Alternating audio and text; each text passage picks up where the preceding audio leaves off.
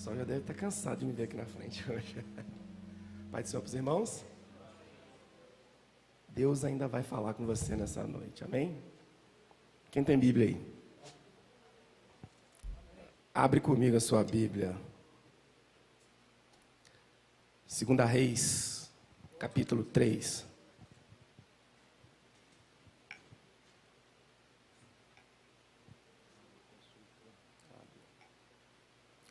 Segunda Reis, capítulo 3, versículo 9 em diante. Quem tiver disponibilidade, puder ficar de pé.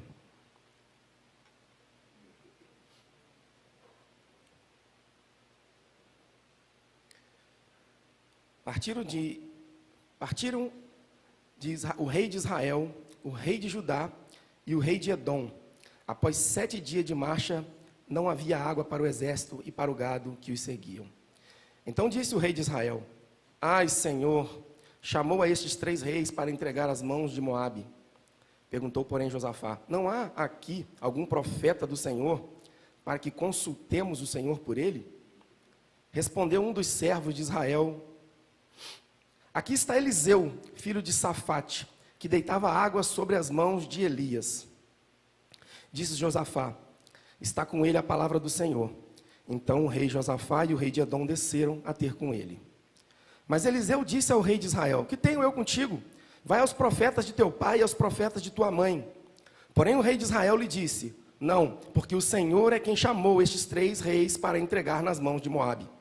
E disse Eliseu: Tão certo como vive o Senhor dos exércitos, em cuja presença estou, se eu não respeitasse a presença de Josafá, rei de Judá, não teria atenção, nem te contemplaria. Ora, pois, trazei-me um tangedor. Quando o tangedor tocava, veio o poder de Deus sobre Eliseu. E esse disse: Assim diz o Senhor, fazei neste vale covas e covas. Porque assim diz o Senhor, não sentireis vento, nem vereis chuva.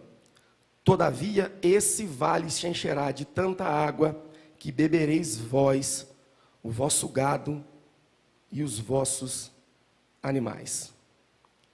Senhor, a tua palavra foi lida nesta hora. O teu povo clama, ó Deus, que o Senhor fale com ele nesta noite. Aprove ao teu servo, ó Deus, de me incumbir essa missão, de ser um canal aqui, ó Deus, para aqueles que estão aqui assistindo presencialmente ou pelo YouTube, ó Deus.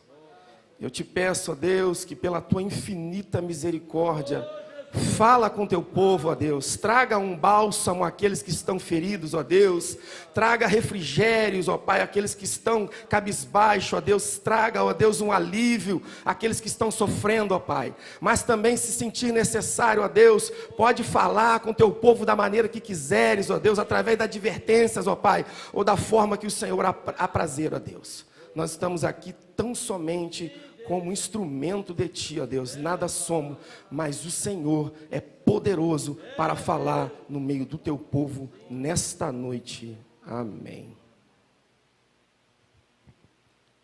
Pode sentar em nome de Jesus. Esse texto que a gente acabou de ler, conta a história de 3 reis que partiram para uma guerra, para uma batalha. Eu vou acompanhar junto com vocês o texto. Se você ainda tiver com a sua Bíblia aberta, pode ficar com ela aberta aí, fica à vontade. Porque eu não quero me desviar dessa palavra aqui nem 1 centímetro para a direita nem para a esquerda. O texto diz que o rei de Israel, que era Jorão, junto com o rei de Judá, que era Josafá, eles estavam com uma desavença com Moabe, e o rei de Israel chegou até Josafá, falou para ele: peleja comigo nessa guerra. E eles: mas para onde? Para onde a gente vai? Não, vamos pelo deserto de Edom. E assim eles saíram pelo caminho, eles passaram em Edom, e ali eles também chamaram o rei de Edom. É interessante observar que os 3 decidiram entre si, eles fizeram uma reunião, e eles foram para uma batalha, mas em momento algum eles consultaram Deus. Em momento algum eles perguntaram se era da vontade de Deus que eles enfrentassem aquela batalha. E aqui eu já tiro a primeira grande lição dessa mensagem, que nem sempre as batalhas que a gente enfrenta foi Deus que enviou. Foi Deus que mandou a gente ir. Nem sempre. Às vezes nós mesmos é que queremos enfrentar determinadas batalhas. E eles não oraram, não se prepararam. E por que isso? A matemática estava a favor deles. Nós somos 3.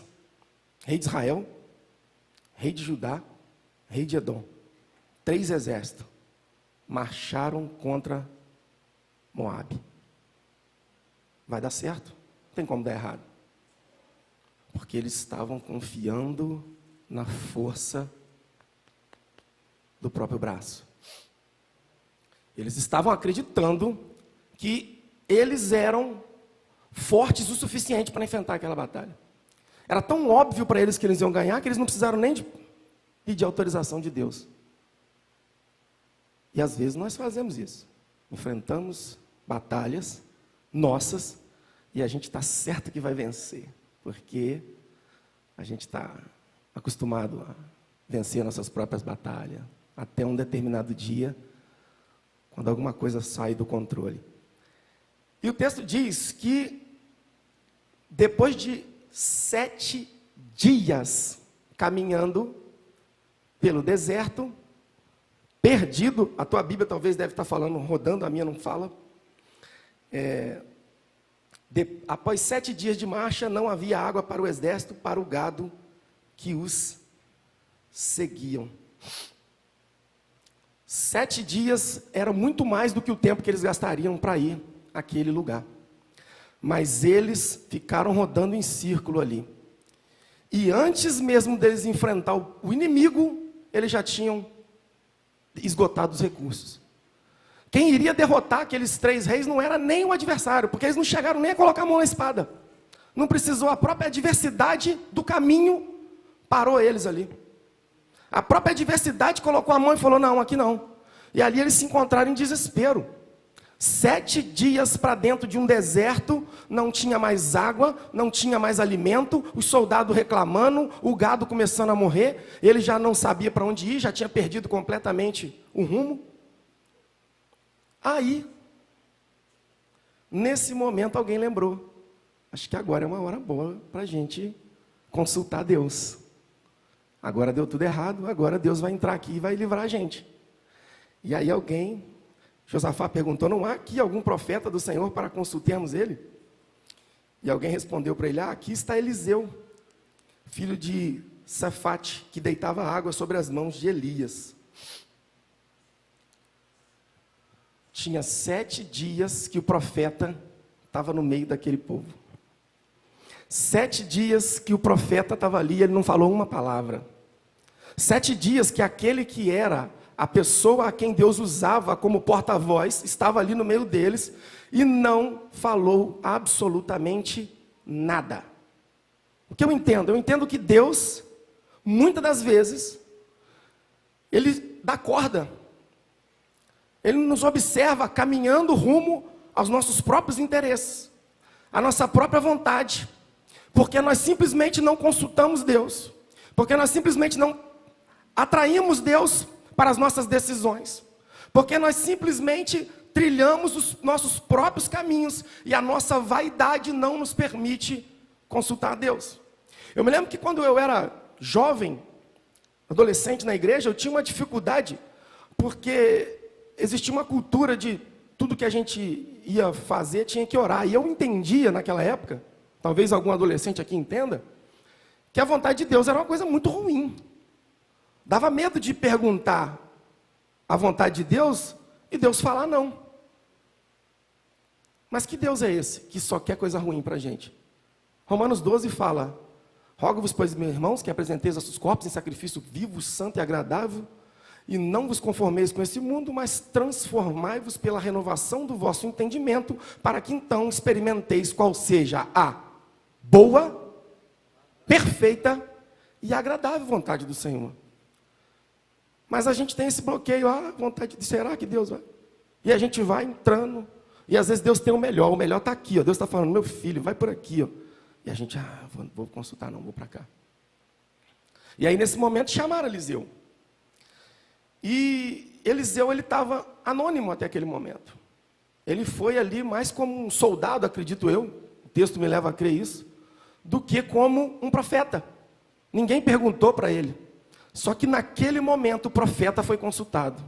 O profeta foi chamado.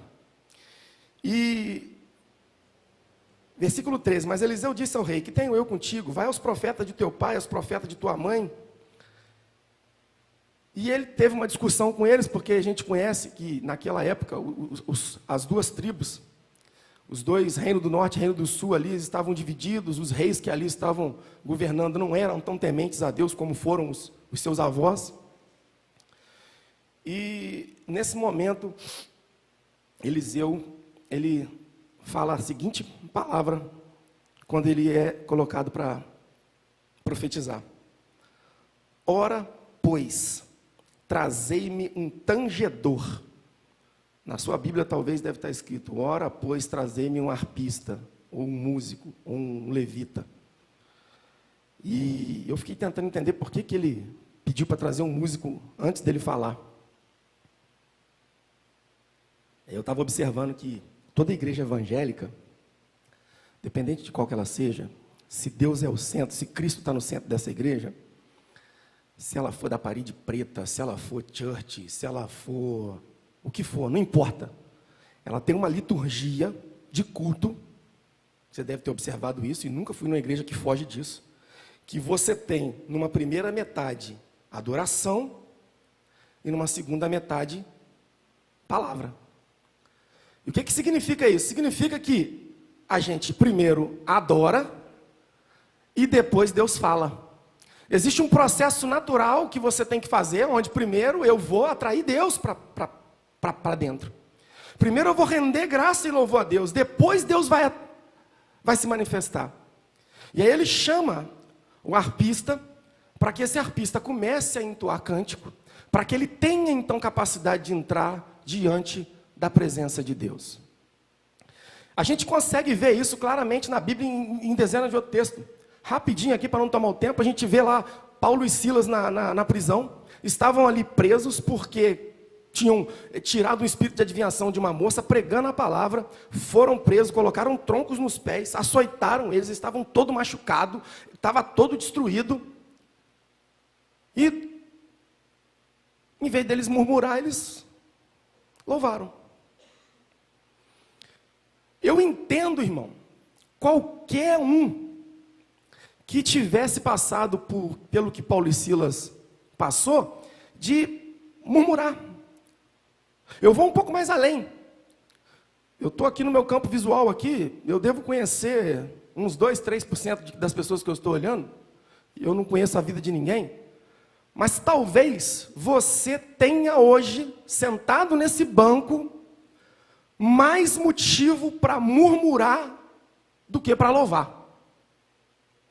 Talvez durante a sua semana coisas aconteceram, talvez durante o seu mês, o seu ano, talvez você venha carregando uma carga, talvez você já está machucado, você já está fragilizado, você já está ferido, você está angustiado, e talvez, se você me contar o seu problema, eu vou entender você murmurar, você dizer que não está aguentando mais, que está difícil, que está pesado. Mas é uma escolha. Escolher adorar ou murmurar. Eu posso murmurar. Mas, se eu adoro, o céu se levanta a meu favor. Quando eu decido adorar, Deus ele começa a trabalhar. Quando eu decido adorar, o céu se move. Tem um corinho que canta assim, né? Deixa eu te usar para curar. Deixa eu te usar para pregar. Enquanto eu te uso, eu cuido de tudo que te faz chorar. Deixa eu te usar para pregar. Deixa eu te usar para curar. Enquanto eu te uso, eu cuido de tudo que te faz chorar. Deus está dizendo para você que muitas das vezes você não consegue enxergar o que está acontecendo, mas Deus já está movendo a seu favor. E quando você cuida das coisas do Senhor, o Senhor cuida das coisas da sua casa. Paulo e Silas estavam ali e não estavam preocupados, porque ele sabia que fazer a vontade de Deus, adorar a Deus era a melhor coisa.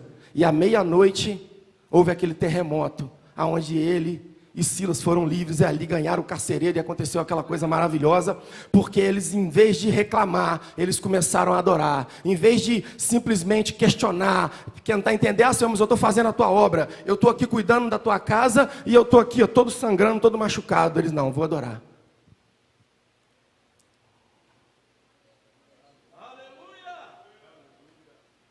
Glórias a Deus. Capítulo 29 de Jeremias, a gente vê Jeremias mandando uma carta para um povo que estava aflito. Eu vou mais além, lá no Salmo 127, se eu não me engano agora, um dos salmos mais difíceis de ler na Bíblia, o povo está cantando essa música assim, ó, na beira do rio. Junto aos rios da Babilônia nos sentávamos e chorávamos, e no salgueiro que há no meio delas pendurávamos as nossas harpas. E os nossos copitores nos pedíamos que cantássemos uma canção. Mas como cantaremos canção de Sião em terra estranha? Que a minha mão direita define se eu esquecer de ti, ó Sião. Você não vai ver ninguém pregando esse salmo. Porque esse salmo é pesado. É triste. E por que isso? Porque o povo foi levado cativo, estava lá na Babilônia. O povo era conhecido, o povo de Israel ele é conhecido como quem louva.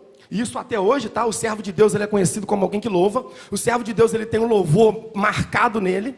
Ele tem a marca do louvor carimbado nele. E o povo de Israel naquela época era conhecido como um povo que louvava, um povo que tinha os saltérios, harpas, eles estavam ali sempre louvando.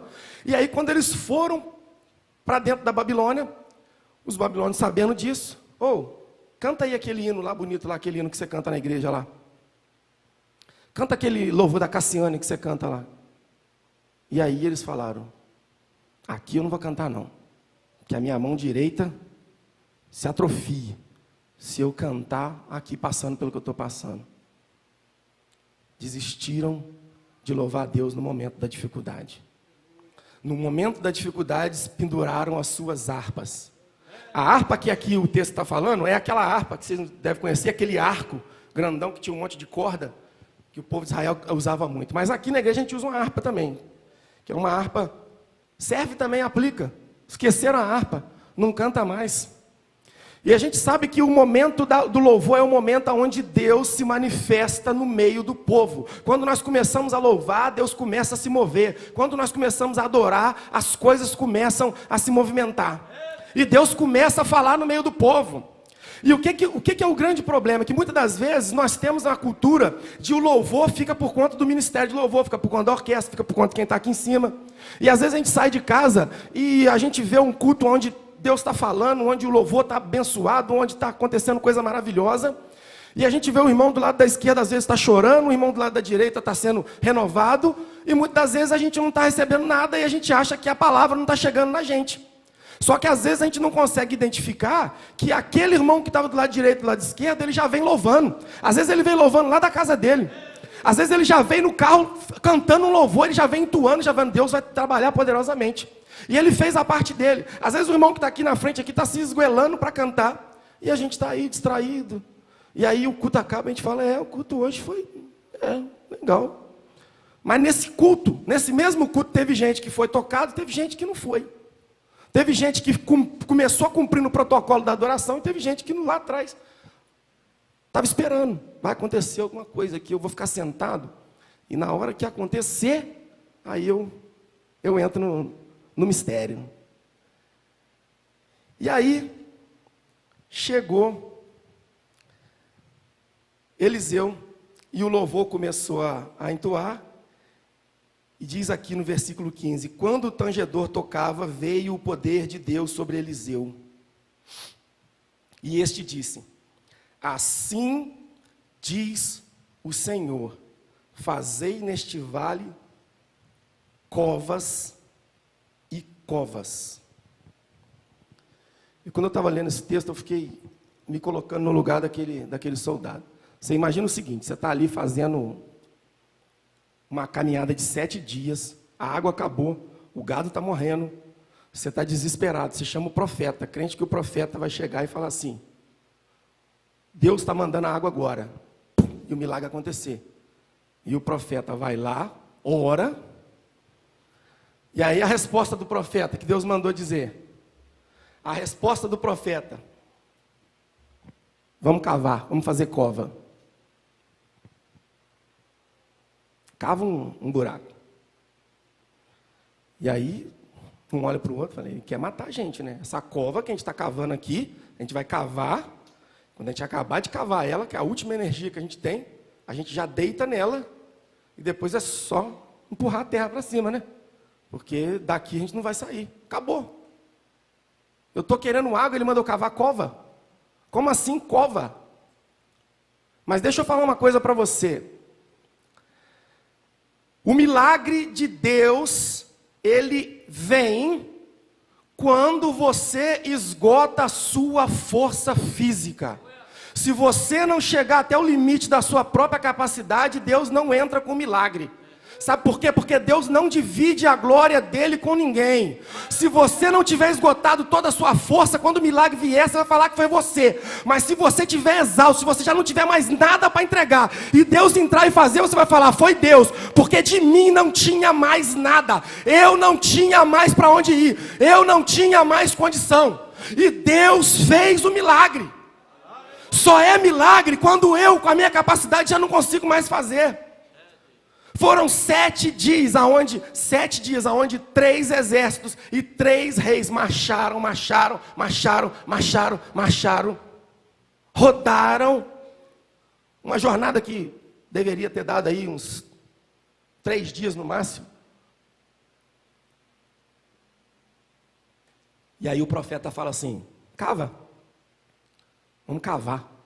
Como assim cavar? E aí piora um pouquinho, não é só isso. E ele fala assim, lá no versículo 17, ó.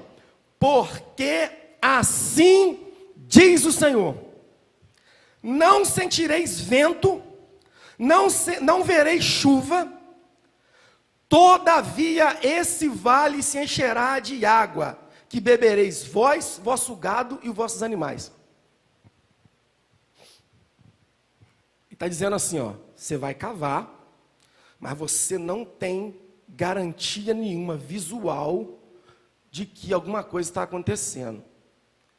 Deus está dizendo para você assim, ó, você vai orar pelo seu casamento e você vai continuar buscando, mas às vezes você vai chegar e falar assim, mas não estou vendo nada. Continua. Ah, mas o meu filho continua, ele saiu da igreja e não quer voltar. Continua cavando. Ah, mas a minha casa está uma bagunça e já tem um mês que eu estou vindo na igreja e meu marido continua cavando. Ah, mas lá no meu serviço estão me perseguindo, está uma guerra danada, está correndo risco de eu ser mandado embora, continua cavando. Ah, mas a minha casa eu já não sei o que eu faço com os meus filhos, com a minha esposa, continua cavando. Esse mês não deu para pagar as contas, estou apertado, o meu salário não está chegando no final do mês, continua cavando, continua cavando, continua cavando, continua cavando, eu não vejo nada, mas continua cavando.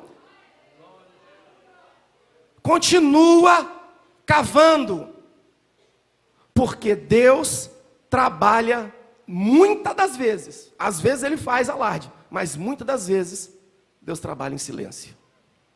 Muitas das vezes você está batendo e não está vendo nada, mas Deus já está com algo sobrenatural, você vai descobrir isso agora aqui.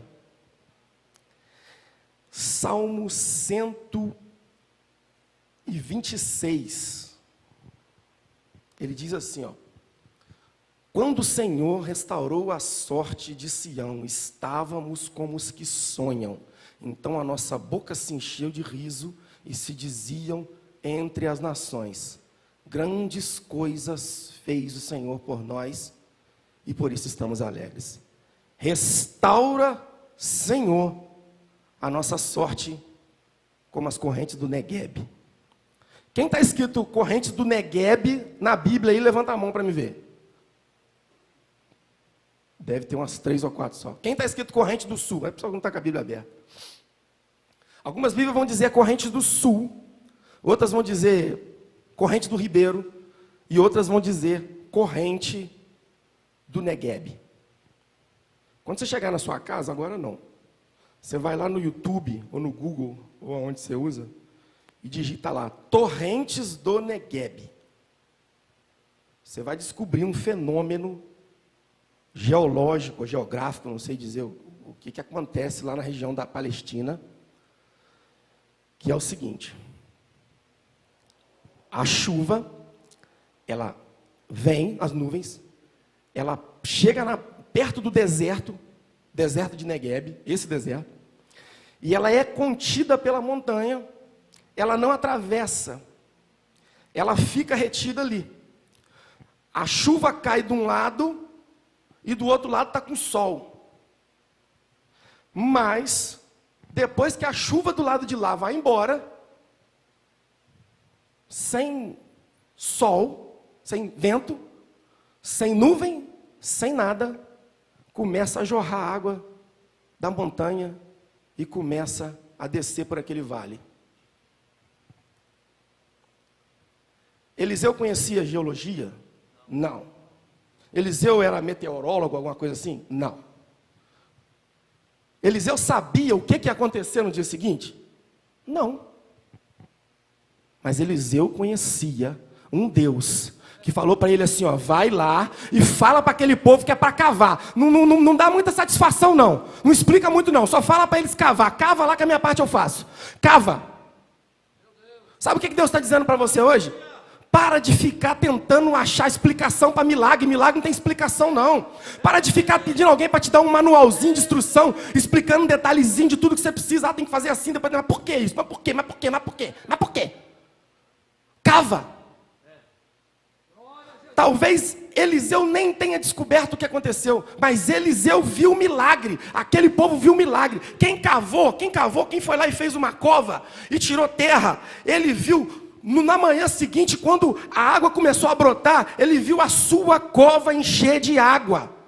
Porque ele simplesmente cavou. Ele simplesmente acreditou naquela palavra que foi lançada. E ele foi lá e teve um ato de fé, de persistir.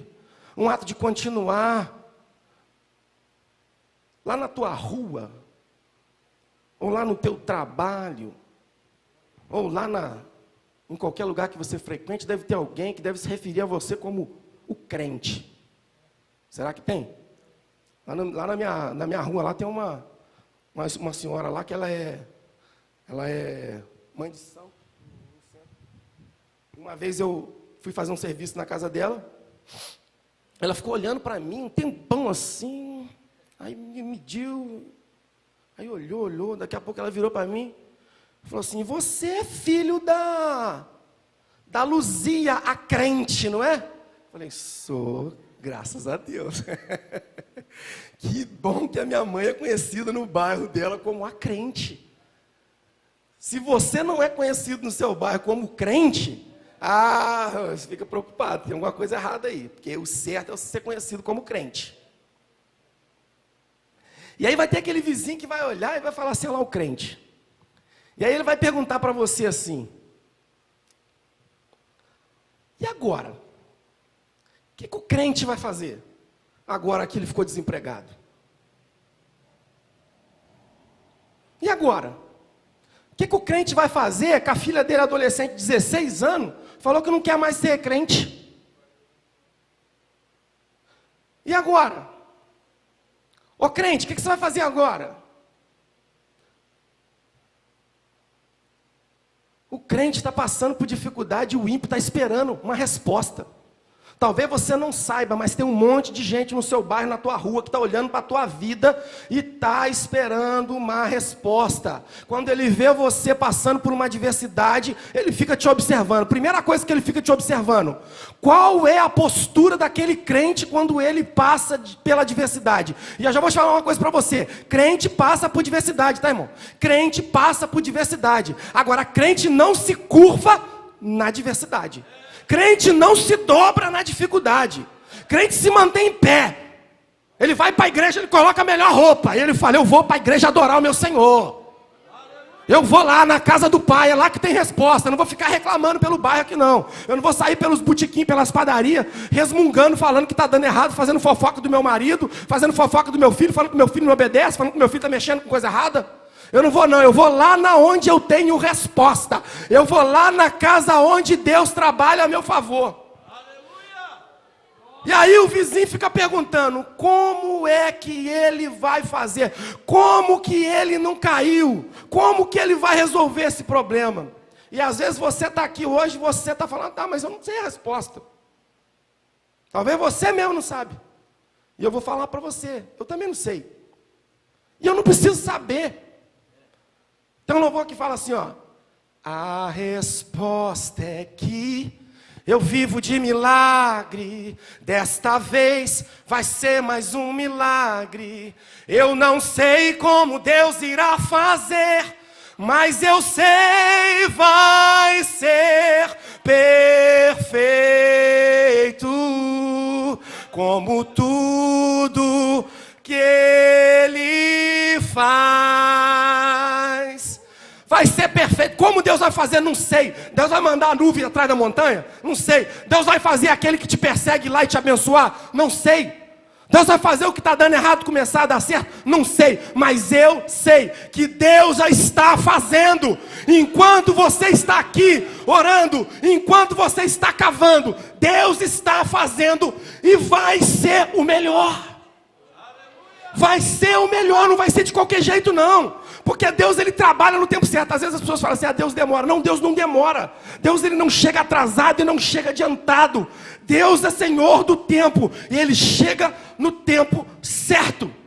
À meia-noite vai tremer, vai ter terremoto. Passados 70 anos vai sair do exílio. Você só não pode parar de cavar.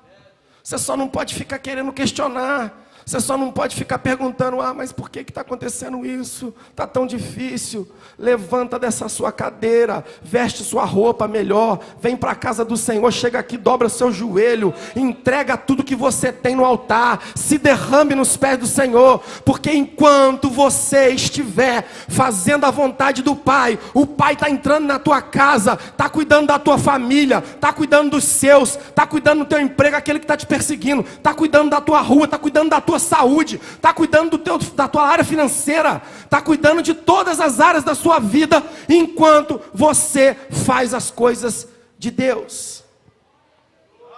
A resposta é essa: eu vivo de milagre. Deus está fazendo milagre. Deus faz milagres. Eu já falei aqui antes com a oportunidade que eu estava tendo. Às vezes nós é que não vemos o milagre. E de repente, terminando, estão ali aquele soldado, passa a noite cada um na sua cova, cada um cavou a sua cova, cavaram com espada, porque não tinha nem enxada, gastaram toda a sua energia. Alguns não devem ter dormido, passado a noite em casa olhando para o céu, falando, meu Deus, eu vou morrer aqui nesse deserto, esse deserto vai me matar. Estava tudo errado, porque entraram em guerra que não era deles. Mas a misericórdia de Deus é tão grande que mesmo quando a gente entra em deserto que não é dele, que ele não mandou, mesmo quando a gente vai para o caminho que não é dele, quando a gente clama, o coração dele é coração de pai, ele vai lá e socorre. E aí estava lá aquele monte de gente, os reis, soldados, tudo ali, uma noite estrelada sem dúvida alguma, porque estava no deserto. E quando o dia amanheceu, as águas começaram a jorrar. Eu profetizo sobre a sua vida que o dia de amanhã vai ser um dia melhor do que o de hoje. Eu profetizo sobre a sua vida que a semana que vem vai ser melhor do que a semana que passou.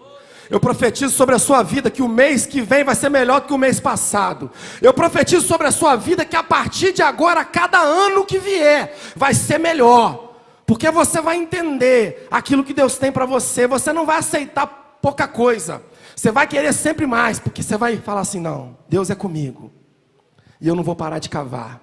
Eu não vou parar de seguir, ainda que eu não veja, ainda que não esteja claro para mim, ainda que os meus olhos carnais não estejam conseguindo contemplar. Eu creio por fé, não por vista, mas por fé, que Deus já está trabalhando ao meu favor.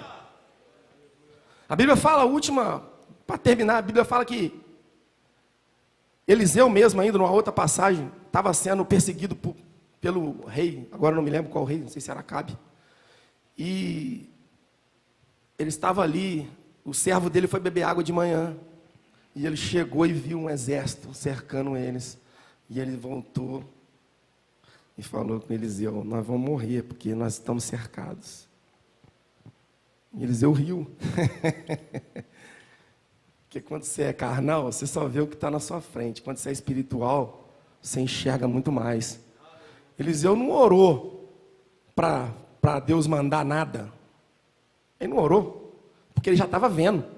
Ele só fez a oração: Senhor, abre os olhos do teu servo para que ele veja. E naquele momento o olho daquele servo abriu e ele viu um exército de anjos que estava cercando aquele lugar. E muitas das vezes você não precisa nem de pedir anjo para descer, não. O anjo já está ali. O anjo está do seu lado, você saiu de sua casa, o anjo já está ali. E você que não está vendo, por que você não está vendo? Porque você não está ligado. Deus, ele está te guardando. A palavra do Senhor diz que dará a ordem aos teus anjos a seu favor. Deus é contigo, apesar de qualquer coisa, independente do que você esteja passando. Se você está trabalhando ou se você está desempregado, Deus é contigo. Se você entrou aqui com problema ou sem problema nenhum, Deus é contigo. Se você está passando por luta dentro do seu casamento, Deus é contigo. Se você não está conseguindo passar de ano lá, suas notas estão ruins, Deus é contigo. Se você está sendo perseguido no seu trabalho, Deus é contigo. E por mais que o inimigo talvez sopre na sua vida assim, ó, homem de Deus, olha lá, mulher de Deus, coisa nenhuma, homem de Deus, nada, olha lá o que está passando. Homem de Deus sim, mulher de Deus sim, porque quem é de Deus está nesse mundo, passa por dificuldade, mas não se prostra diante da dificuldade. Se mantém de pé, com fé, perseverança, porque sabe que no momento certo Deus se levanta a seu favor. E Deus hoje já está trabalhando. Receba essa palavra, volte para sua casa com fé. Acredite que enquanto você saiu de casa, você saiu de um jeito, mas quando você chegar, você já vai começar a ver um milagre. E se você não vê, não para de cavar. Porque Deus está trabalhando no silêncio. Aleluia. Assim eu agradeço a oportunidade em nome de Jesus.